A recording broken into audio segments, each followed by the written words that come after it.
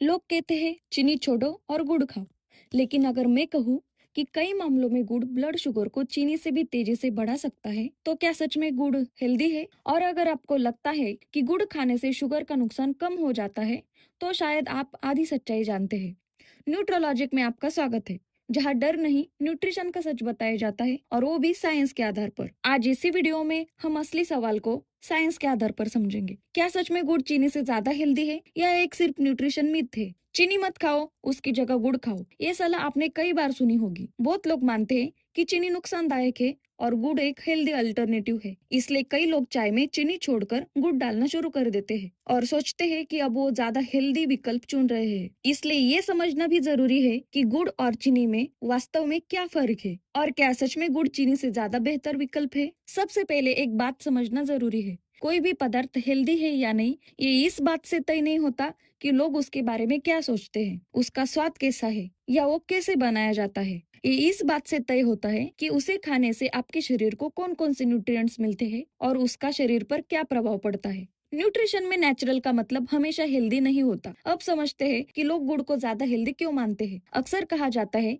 कि गुड़ नेचुरल होता है और इसमें आयरन, कैल्शियम, मैग्नीशियम और पोटेशियम जैसे मिनरल होते हैं, जबकि रिफाइंड शुगर को एम्प्टी कैलोरीज कहा जाता है। इसी वजह से कई लोग मानते हैं कि चीनी की जगह गुड़ इस्तेमाल करना बेहतर है। असल में गुड़ और चीनी दोनों का सोर्स एक ही है, गन्ने का रस। गुड़ बनाने के लिए गन्ने के रस को उबालकर गाढ़ा किया जाता है और फिर उसे जमने दिया जाता है। वही सफेद चीनी बनाने के लिए उसी रस को रिफाइन, फिल्टर और क्रिस्टलाइज किया जाता है। इस रिफाइनिंग प्रोसेस की वजह से चीनी में लगभग पूरी तरह सुक्रोज रह जाता है। दूसरी तरफ गुड़ कम प्रोसेस होता है, इसलिए उसमें सुक्रोज के साथ थोड़ी मात्रा में ग्लूकोज और फ्रुक्टोज भी मौजूद हो सकते हैं। साथ ही गन्ने के रस के कुछ ट्रेस न्यूट्रिएंट भी बने रह सकते हैं। गुड़ में कुछ न्यूट्रिएंट्स जरूर पाए जाते हैं, जैसे आयरन, पोटेशियम, मैग्नीशियम और कैल्शियम, और कुछ फेनोलिक कंपाउंड्स भी। यही कारण है कि कई लोग इसे रिफाइंड शुगर से बेहतर मानते हैं। लेकिन यहाँ एक महत्वपूर्ण बात समझनी जरूरी है, गुड़ में ये न्यूट्रिएंट्स होते जरूर है, लेकिन उसकी मात्रा बहुत कम होती है। अगर कोई व्यक्ति आयरन या कैल्शियम की डेली रिक्वायरमेंट केवल गुड़ से पूरी करने की कोशिश करे, तो उसे गुड़ की बहुत बड़ी मात्रा खानी पड़ेगी, और इतनी मात्रा में गुड़ खाने का मतलब होगा बहुत ज्यादा शुगर और कैलोरीज लेना, जो स्वास्थ्य के लिए उल्टा नुकसानदायक हो सकता है। अब कैलोरीज की बात करते हैं। 100 ग्राम सफेद चीनी में लगभग 387 कैलोरीज होती है, जबकि 100 ग्राम गुड़ में लगभग 370 से 385 कैलोरीज होती है। यानी कैलोरीज के मामले में दोनों लगभग एक जैसे ही है। इसलिए वेट लॉस या कैलोरीज इंटेक के संदर्भ में गुड़ कोई खास एडवांटेज नहीं देता। यहाँ एक प्रैक्टिकल बात भी समझनी जरूरी है, गुड़ की मिठास अक्सर चीनी से थोड़ी कम महसूस होती है, इसलिए कई लोग उतनी ही मिठास पाने के लिए गुड़ की मात्रा ज्यादा डाल देते हैं। ऐसे होने पर कभी कभी अनजाने में व्यक्ति ज्यादा शुगर और कैलोरीज ले सकता है। कई बार हम हेल्दी समझकर वही चीज ज्यादा खा लेते हैं, और यही गलती हो जाती है। अब आते हैं ब्लड शुगर के मुद्दे पर। यहाँ एक टर्म आती है ग्लाइसेमिक इंडेक्स या जीआई। जीआई ये बताता है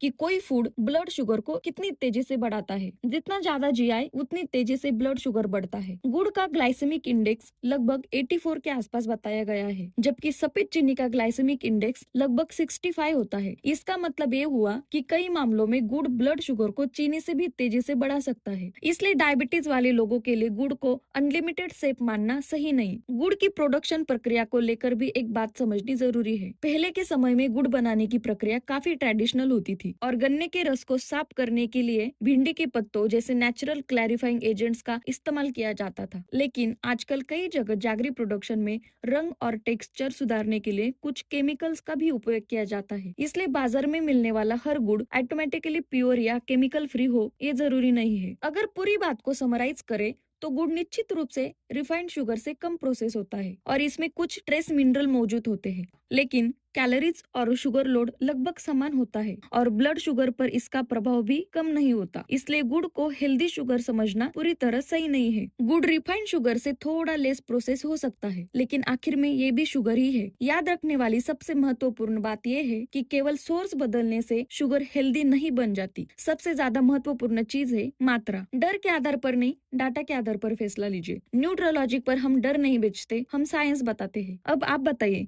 क्या आप चाय या खाने में गुड़ का इस्तेमाल करते हैं? कमेंट में जरूर लिखें। अगले वीडियो में मिलेंगे एक और न्यूट्रिशन मिथ के साथ। ऐसे ही और भी साइंस बेस्ड न्यूट्रिशन जानकारी के लिए चैनल को सब्सक्राइब जरूर कीजिए।